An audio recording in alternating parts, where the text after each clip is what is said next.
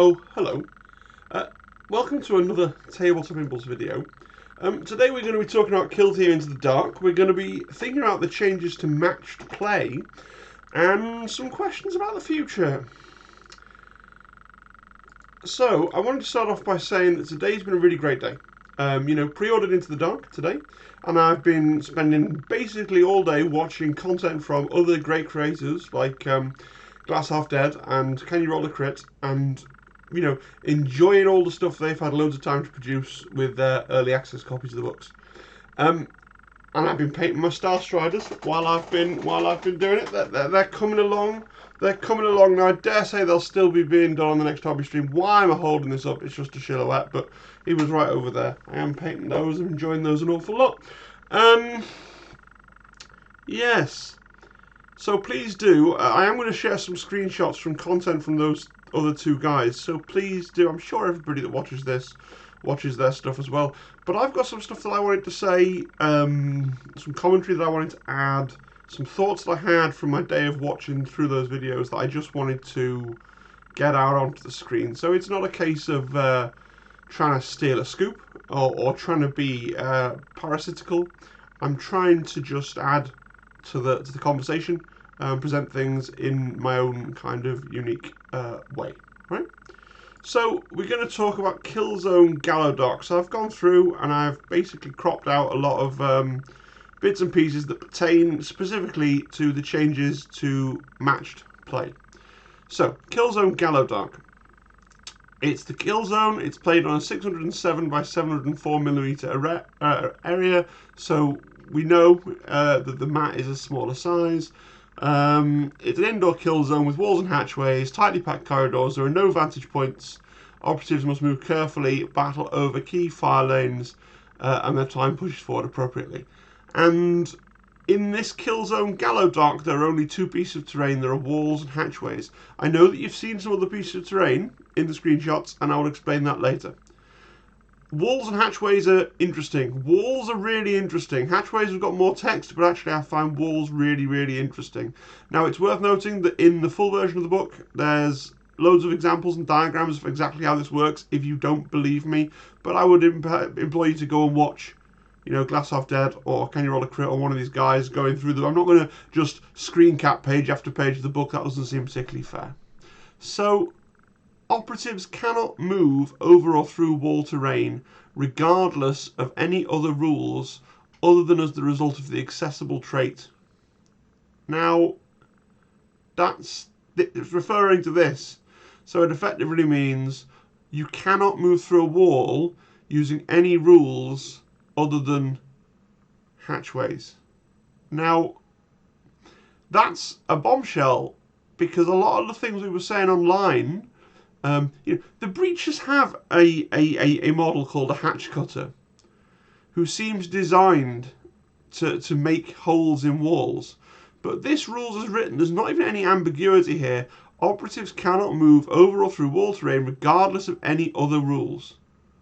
So your Navy breacher hatch cutter, your breacher boy in Orc Commandos, and your Gene Stealer cultist with his the command point thing that you can do, they don't work. Like, we thought that those two teams, along with the new breachers, would have such a leg up because they'll be able to make their own little paths through these maps. Right now, in the absence of an FAQ, this actually seems to go out of its way to call out that no, you can't do that, right? It specifically says regardless of any other rules. It couldn't be. There's no room there for wiggle or interpretation. Okay, now I might have to go back and look through people's videos and triple check that the breacher rules don't grant accessible by name. It's possible that that's how the breachers work, but it's certainly not how the commandos or the Gene Stealer cultists work in the absence of an FAQ saying that that's what they're supposed to do. So, and it doesn't seem like an oversight. It seems like they've gone out of their way to rule those things out. So that's the first bombshell of the video. If you're outraged by that, let me know in the comments. I just think that's quite strange. Visibility lines can't be drawn over or through wall terrain. Fine, so they're effectively infinitely high walls, that's fine. An operative is never a valid target if every cover lane drawn to it crosses wall terrain. Fine. Range cannot be measured over or through wall terrain. You must measure around it using the shortest possible route, as shown in the diagram below, which I've helpfully removed. Now, this is something that requires thinking about.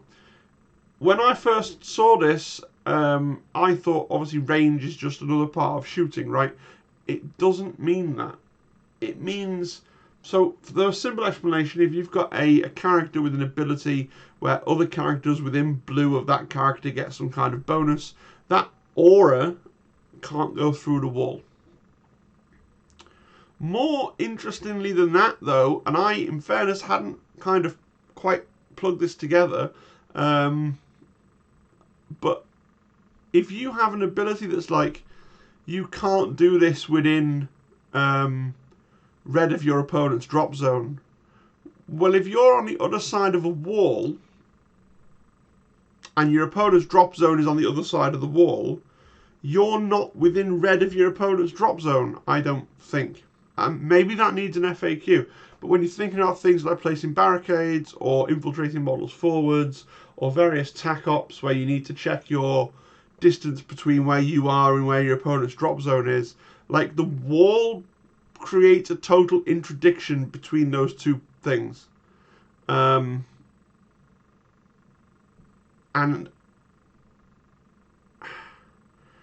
that's just really interesting to me. And it's worth saying that when a hatchway is closed and when a hatchway is open, they count as walls. So even with it says here, when a hatchway is open, it has the wall trait. When hatchway is closed, it has the wall trait. So you've got to really think about how distances work. It's quite cerebral. I find it quite unintuitive.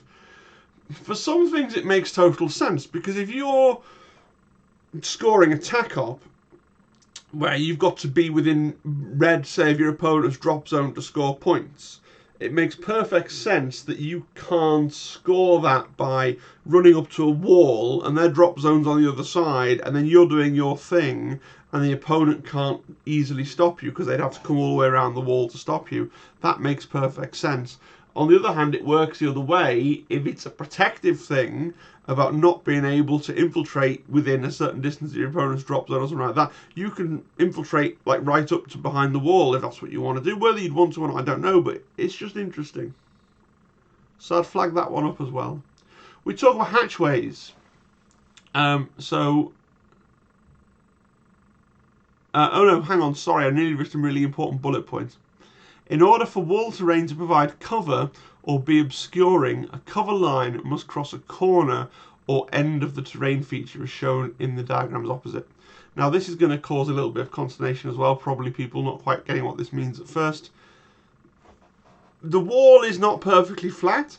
The wall is, it has little concave bits where you could just about really tuck your base in and obscure a tiny portion of your base. And so what it's saying is that in the Killzone Gallowdark is not sufficient to grant you cover.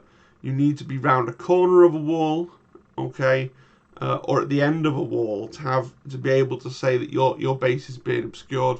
You can't use the kind of the three-dimensionality of the wall to just tuck under and claim by millimeters. In the same way that the really hardcore players do exactly that when it comes to the Octarius buildings that are also quite kind of lumpy. They tuck right under them, don't they? And then, or a portion of my base is obscured by the wall. You can't do that on the Gallowdark. We're going to look at hatchways. Hatchway terrain feature has two statuses, closed and open. It has two parts, an access point and hatch, and their traits depend on the hatchway's status. Operatives can perform the operate hatch mission action to change its status. So a hatchway that is closed, while it's closed, its hatch must be fully within its access point. So this piece is actually movable. When you assemble your terrain, you are supposed to physically move this during the game. That's what it's calling out in the rules. Okay. All parts of it have heavy and wall. And then 1 AP to operate hatch. An operative can perform this action while within an inch of a hatchway's access point. Open or close the hatchway. An operative cannot perform the action while within engagement range of an enemy operative, or if that hatchway is open and an enemy operative is within black of its access point. So you can't slam a door in somebody's face. Okay.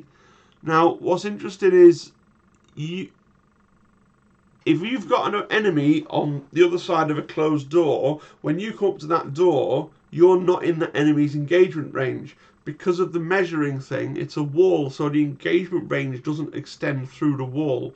The wall totally interdicts everything, which is going to take a little bit. In some ways, it's really intuitive, but it's like unlearning. If you've been following this channel, my wife and I have been playing a lot of Zone Mortalis. And that is a similar thing with doors in the Horus Heresy. But that absolutely does have the weird interplay where the sort of area of being engaged in close combat comes interestingly through the door. So you can't approach the door to open it because you would enter within an inch of an enemy model, even though there's a closed door in the way. This is stopping that, so you just have to modify your thinking to unlearn some of the weird janky habits that you've picked up from playing games in the past and try and just think about things logically, right? So an operative can perform the action using a dash or a normal move action, and any remaining increments of movement can be used after it does so. Note, however, that opening a hatchway can cause the operative to be within engagement range of an enemy operative, in which case the dash or normal move action would immediately end, unless the operative have rules that allow it to move within engagement range of an enemy operative. So you move up to a door, you open the door. If the operative is behind the door, you then, as far as I can see, you then become within its engagement range. Can you then, let me know in the comments the answer to this. So can I can't charge and open a door and then fight. And I can't normally move into engagement range. But can I now move, open the door, having opened the door, I find myself in engagement range, and then if I have a third APL, can I then initiate a fight? Maybe the answer's coming on the next slide, I can't remember, but that seems, because you can't use a move to get into an engagement range, but you move up to the hatch, you're not in engagement range, open the hatch, the engagement range comes spilling out of the open door. You're then caught in engagement range. You stop dead. If you've still got an APL, can you then fight? Answer in the comments, please. Right, good. Okay, and there's a designer's note there about picking up your models so you can open the little door and then putting the models back exactly where they go. That's fine. While a hatchway is open, you physically have to open the model. It gains the accessible trait, still got the wall trait. So the accessible trait, you can move through the walls up to an inch adjacent of the access ports, as if they were not there, so long as at least part of the base will move through the access point while it does so. The operative can't move, an operative cannot finish a move on or in an access point, and it must move to a location where it can be placed, and it must finish the move wholly on one side or the other of the terrain feature. So what it's saying is, if I just get my pen here, essentially once the door is open, you can move through that entire area bounded by that red line. So even if your base wouldn't quite fit, because maybe you're a custode and you don't quite fit through the door, once the door is in the open state, you can just sort of abstract your way through the door and the surrounding 1 inch on either side. Okay? Which is the area bounded by the pillars. Having looked at the diagrams that you can't see, that is what 1 inch either side is supposed to look like. Okay, so you can block people coming through the doors by standing on the other side of the door and stopping them from being able to place each other. You know, by stopping them able to place anybody there. However, that's why we've got this. So now we're on the close quarters rules. These are the other core rule modifiers. These are the only core rule modifiers there are in the game. So you've got that page there detailing how the terrain works, and this page of other core rule modifiers. So there's not actually that much to learn if you're coming from open world kill team. There probably is a lot to kind of think about, but there's not a lot of verbiage to learn. A lot of the book, and you'll know this when you go and watch the Man Read Books reviews that you need to go and watch, a lot of the book is taken up with narrative stuff. This is not me dunking on narrative stuff. I'm just trying to focus in on, I'm guessing most people's first games on Saturday when they get their stuff is going to be a match play game, because there's less stuff to try and get your head around. I don't think even the die-hard narrative guys aren't going to jump straight in with a load of narrative stuff on top of all this other brand new stuff. I wouldn't have thought anyway. So let's look at Hatchway fight briefly, because we were just talking about the terrain. The action is treated as a fight action. Okay, so let me get the laser pointer again. The action is treated as a fight action. An operative can perform it if all the rest is true. It's not within engagement range of an enemy operative. So you can't... This is where I become confused. Again, I've confused myself here, right? So, an open hatchway has the wall trait, right? It has the wall trait. The wall trait doesn't go away when you gain the accessible trait. The wall trait states that you cannot measure range through wall terrain. So my understanding is that you can't be in engagement range if you're on the other side of a wall. But then the text here says, but when you open the door, you might come into engagement range. I'm not quite sure. But here it clearly means the model you're trying to fight is more than an inch away. Right? So I guess if he was within the inch there, once you'd open the door, if you were both literally flush with the door, you actually wouldn't, you'd be fighting through a hatchway, but you wouldn't actually be doing a hatchway fight. You'd be doing a standard fight through a hatchway if he was actually flush with the other side of this wall here. But in this case, you're doing a hatchway fight, which basically means that you are flush with the hatchway, and the enemy operative is effectively blocking it by being within white, so you can't get through to be placed, and then you can still fight. Which is a very long way of saying that when you're in base contact with a wall, you can fight somebody that's within circle rather than just being within black, I think. I still feel like you can go straight into from a move action to a door and into a fight, whichever way you cut it. If I'm wrong, let me know, because I want to know this stuff. Right, we're going to look over here at guard. Again, we'd seen this before from Warhammer TV, but we hadn't understood how the terrain worked precisely, so now we kind of do. Close quarters actions guard. An operative goes on guard, see below. It's on guard until any of the following are true. It performs a guard attack or any actions excluding pass. An enemy operative ends its action within engagement range of it, and it does not make a guard attack. The order is changed to conceal or is the end of the turning point, and the action is treated like a shoot action, and you can't perform it if you have a conceal order or while within engagement range of an enemy operative. Okay, so you can't go on guard if you're concealed. So there's no being a sneaky silent sniper on guard. And it has to be a shoot action. So if you're a Space Marine, you can shoot once and then go on guard if you're an intercessor. As long as one shot was with the bolter, right?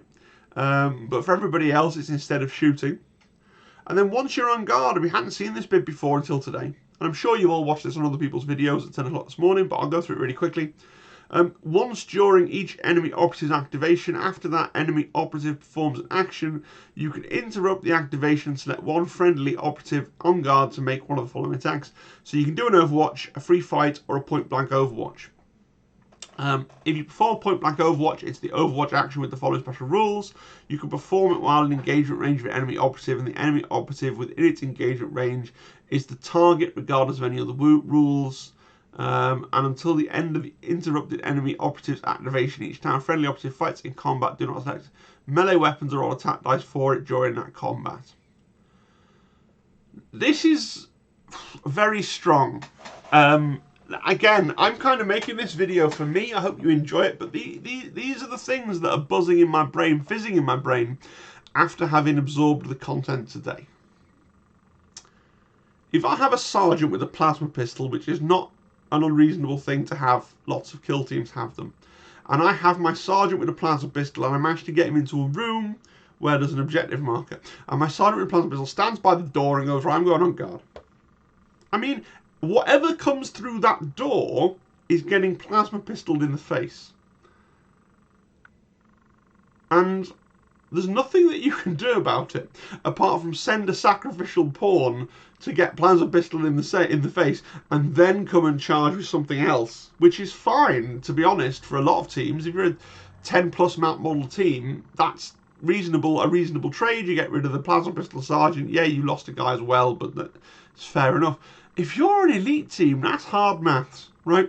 If your opponent is playing a 6-man team and you manage to get someone with a weapon capable of one-hitting them in that position with a door, you just stand there and go, okay, you can come into this room when you pay me one of your miniatures. Am I wrong? Have I missed something? That just seems like really quite strong. Or if you've got a combat monster there and you scared someone's going to come in and charge you, then you can just fight them instead, and then you get to hit them first. And if you've got a power fist or something, that could be pretty good. Guard is going to mind-bogglingly alter the game, and that's just the one kind of silly way that I've seen it. First of all, if you have somebody with a weapon that will, or a melter gun, a plasma pistol, melter gun, plasma gun, any of these sorts of bang, you're dead. Whatever you are, don't care. You're dead. If you have one of them, just stick him on point, stick him on guard duty. That room is now yours. It has the cost to enter of one of the opponent's models. And again, against a 10-man plus team, okay, fine, they send a pawn sacrifice, boom, and then they send the real thing in to come and kill you. But against an elite team, I don't know, seems interesting. Right, we've talked about this condensed environment before. I just put it on here for completeness, really. Close quarters amplifies the impact of certain weapons, but the low ceilings and level floors mean targeting enemy operatives must be more direct. Weapons with blast, splash, or torrent get critical 5 up. So loads of teams that have got buffs there, including some funny compendium teams like Necron Immortals with the Tesla guns that all have blast on a crit. That's pretty interesting. Each time a friendly operative makes a shooting attack with a weapon that has indirect, you have to choose whether you want to shoot it indirectly and reduce your range to blue, or just shoot it normally. Okay, fine. It's a choice though. Each time a friendly operative makes a shooting attack against enemy operative, now we haven't seen this bit before, I don't think. Each time an enemy operative makes a shooting attack against an enemy operative, if a cover line drawn to the enemy operative crosses one or more operatives with an engage order, excluding operatives with a wounds characteristic of 5 or less, and friendly operatives whose bases are touching the active operative, in the roll attack dice step of that shooting attack, roll 1 less attack dice as shown in the diagrams opposite. Because you're trying to fire down a corridor, you're trying to hit somebody, you're rolling 1 less attack dice, presumably because you're taking that extra moment to kind of aim and make sure you hit your target and not your friend who's halfway down the corridor, or you're deliberately choosing to try and shoot past their big beefy Space Marine because you're trying to get some kind of little objective carrier or something at the back, so you're kind of hesitating and trying to aim and line up your shot, and you're rolling 1 less dice. That's quite a big deal. And it's going to make them big long corridors. It's going to mean that you're heavily incentivized to shoot the thing that's at the front. A lot of teams have a kind of more robust character, whether it's a Space Marine or a guy with a big shield or something like that they're going to try and place at the front in that scenario, and this rule basically enables that kind of interesting positional play, right, where you can have your bulkier models protecting your weaker models who are just further back. That's quite interesting. Although those weaker models themselves, if they try to shoot past the bulky model, unless they're in base to base with their friendly bulky model, which you could do, they're going to be hindered in the same way by not wanting to hit their friend. But interestingly, it means that you could have a guy with a shield standing here, and then you could have a guy with a big gun standing with their bases touching, and the guy with the big gun, you could almost see him leaning over his friend's shoulder. You know, he can shoot out with no penalty, but shooting in, if they want to shoot the guy with the gun and not the guy with the shield, they're going to get 1 less dice. That's quite cool. Barricades, they've changed barricades. When using close quarters confines rules, barricades are set up differently. They can be set up anywhere in the kill zone more than red from your opponent's drop zone, but remember that doesn't mean what you think it means when it comes to walls. So in theory, you could put a barricade right up against a wall bordering their drop zone. Probably seems strange. If I'm reading this wrong, put it in the comments. More than, or it has to be more than white from access points. Okay, fine, and more than white from other barricades. So you can't have it right up against the door. You could, not that it would be useful, but you could have it right up against something else. Fine, and not on a terrain feature as per usual. Tack Ops. Now this is interesting. I've seen a lot of people get confused over this. I'm not quite sure why. It's very, very simple to me. When using the close quarters rules, the following Tack Ops are not in use. Seize ground, hold the line, sabotage, and vantage. If this would mean you cannot build a 6-card Tack Ops deck, i.e. you do not have any faction Tack Ops, you can select the number of cards needed to complete your deck from one of the other archetypes your kill team has access to. In matched play, if you do not have access to any other archetypes, you can select the needed card from any one other archetype. Now, people are saying, oh no, this is good because it means you get to swap and mix and things. If you're playing a bespoke team, this is enough. This is not a glorious opportunity to take cards from other decks and move them into your own deck if you are a bespoke team, because every bespoke team has three faction Tack Ops. So if you are someone like me who typically takes security, what's happening here is that you're normally when I play novitiates, I swap out two of my faction Tack Ops for two of the things in security that I don't like, right? And the ones I don't like are protect assets, right, and damage limitation usually, right? So I'll swap those out for two of the novitiate Tack Ops. Now what it's telling me is that what it's saying to me is I must swap out seize ground and hold the line. I don't want to swap out seize ground. Comboing seize ground and central control has been what I've been trying to do in every game since we started playing Kill Team. Like, I want to be very clear. Security probably needed the nerf, and it's fine. I haven't got a problem with the rules. I have a problem in that I've heard about 8 people today on the internet on different channels somehow present this rule as if it's a good, a boon. It's not a boon to any bespoke team because you all have faction Tack Ops, so you're forced to remove, in the case of the security deck, both seize ground and hold the line, and in case of the other decks, one sabotage and one vantage from a different deck, and you're forced to exchange those for your faction Tack Ops, which you may be a team like Legionaries who hate their faction Tack Ops. Okay, and now you have to, if you want to use the security deck, the Legionaries have security, assuming they do, you have to sub out 2 of the things for 2 of your faction Tack Ops. That's not a boon. The only people who are getting a boon from this are compendium teams. There will be, because compendium teams do not have faction Tack Ops. And so what it's saying is that a compendium team has the ability to, if they choose security, they take out those 2 cards and they can then take 2 cards from another deck. That's quite a little buff for compendium teams because they got a much wider array. You might have 3 faction Tack Ops that you think are rubbish and you never use them, or maybe you like one of them, right? And you were taking security and your 1 faction Tack Op, or like me, you were taking security and subbing out 2 totally different things for 2 faction Tack Ops, right? This change is bad. Okay, for that, no, let me be very clear. It's a good change from a rules point of view. I like it, and security needed a nerf. But it is a nerf. That is what is happening here. The rules have been nerfed. Okay, so I think I've repeated myself a little bit, but this isn't something to get excited over. This is something that you go, okay, and adapt to. Am I going to try taking a different deck other than security? Probably I am now, because without seize ground and hold the line in there, right? So that's seize ground gone, it's hold the line gone. I don't really like protect assets. It's hard to score. I don't really like what's it? The one where you don't die, right? So that's 4 of the 6.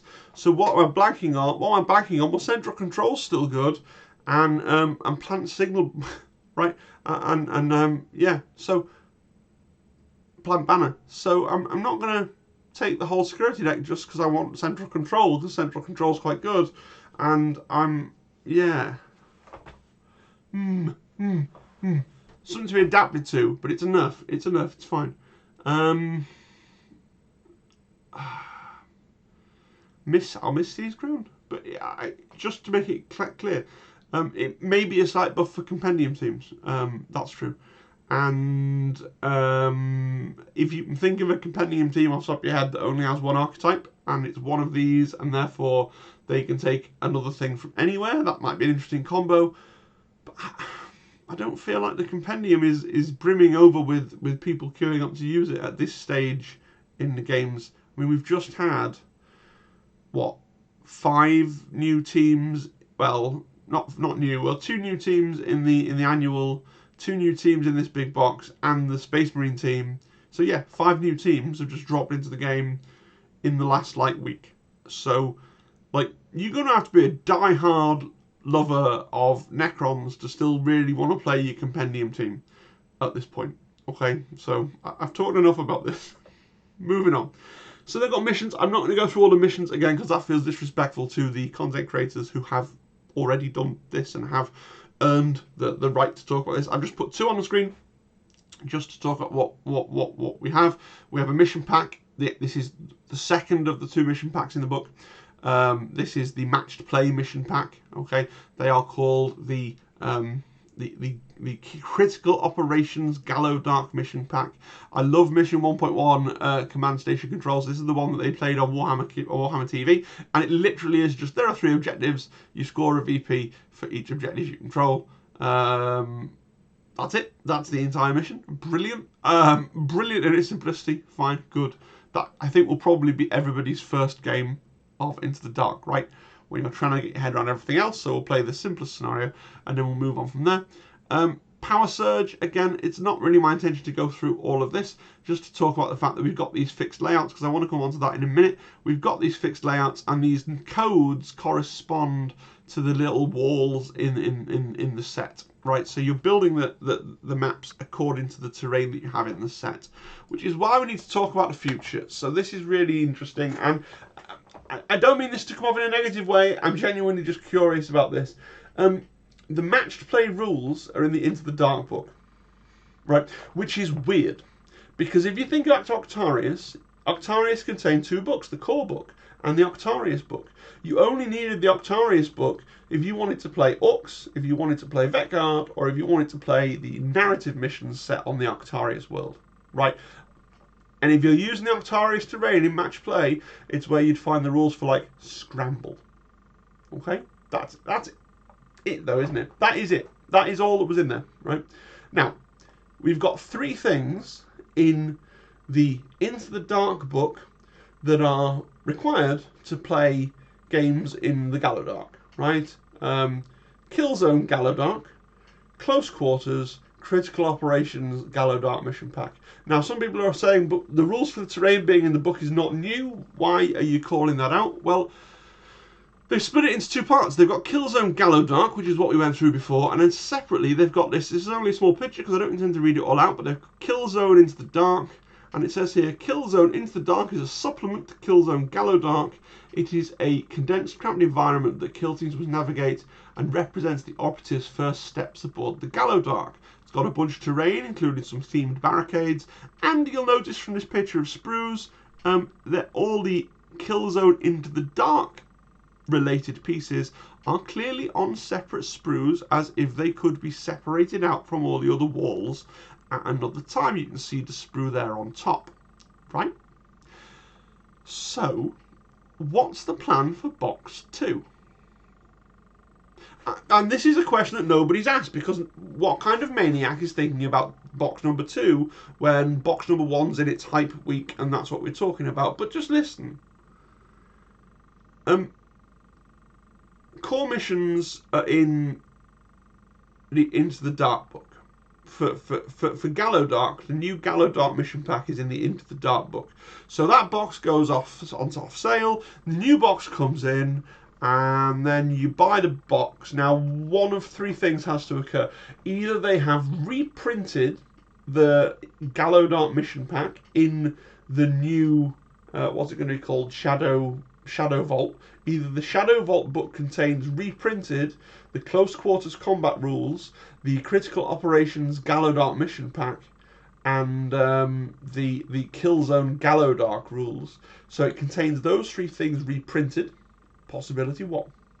People might be upset by that because they're getting a lot of stuff reprinted and they could perceive they're not getting enough value.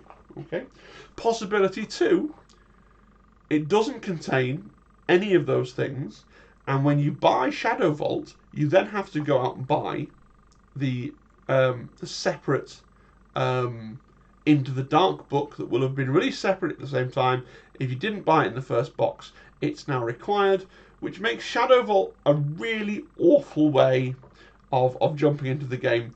It's not like the first year of Kill Team. I know you had to go out and buy the core book. My point is you would have to go out and buy the core book, and you would have to go out and buy Into the Dark.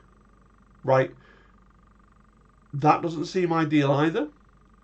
The other option is that there are all new missions. So there's a new Critical Operations mission pack every quarter. But that's disastrous for competitive play, I would have thought, who value the consistency of everybody playing the same missions for a year. Otherwise, every time we get 2 new teams in the meta, we'd also get a new mission pack in the meta.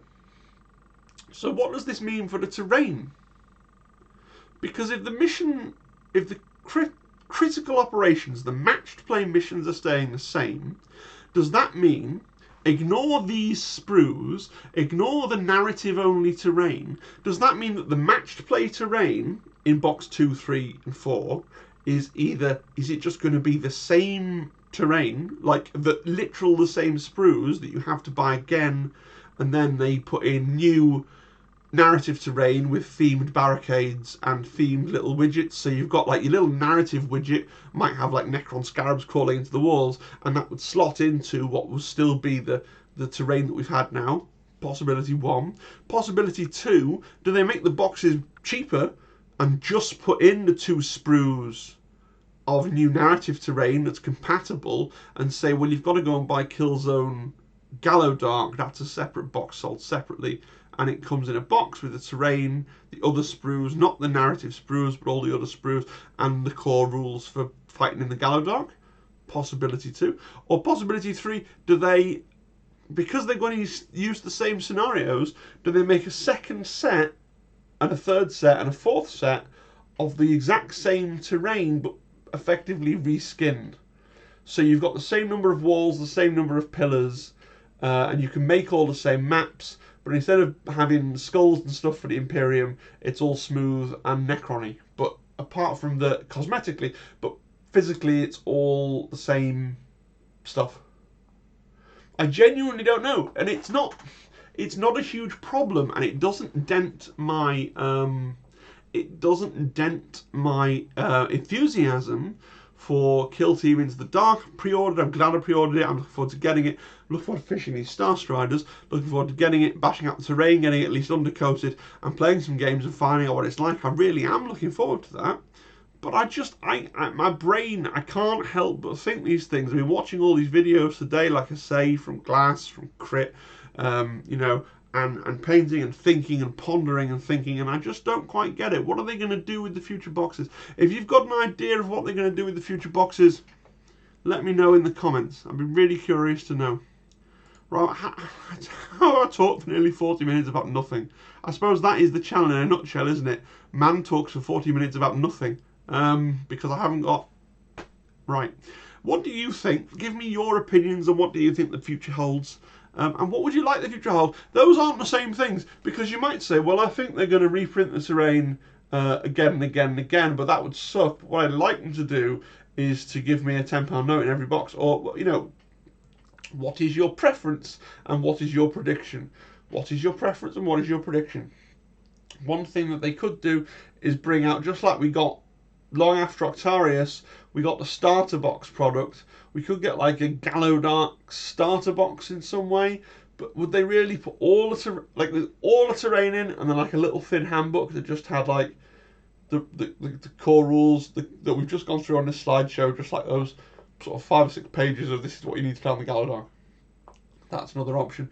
And then what do the future big boxes have? If the future big boxes are just the narrative, 2 narrative sprues to go with the narrative missions, they got to be cheaper because there's a lot less plastic.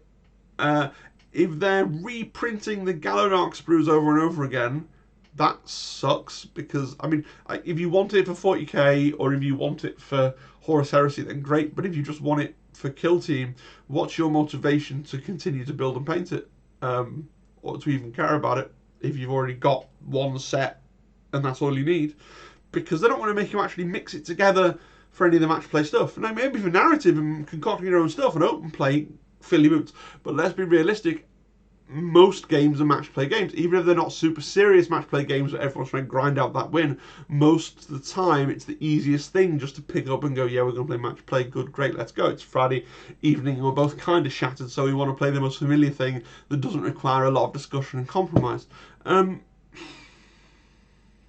are they going to be the Imperial walls, but actually they're Necron, but they're the same size and shape and they don't add any actual technical change, but they look nicer? I don't know. Let me know what you think. Let me know what you think if you haven't already. Did you pre-order today? I did. I'm really happy I did. I know this video's come off a bit negative. It's not. I'm really glad I've got Into the Dark. I've kind of got this itch at the back of my head that says maybe I don't want to buy box 2, 3 and 4 depending on what they do with them. I probably will because of the channel and because I like stuff. But I'm starting to think that those future boxes might be slightly poor value or have limited utility. But that doesn't actually diminish my enthusiasm for this product. So if you did pre-order, well done.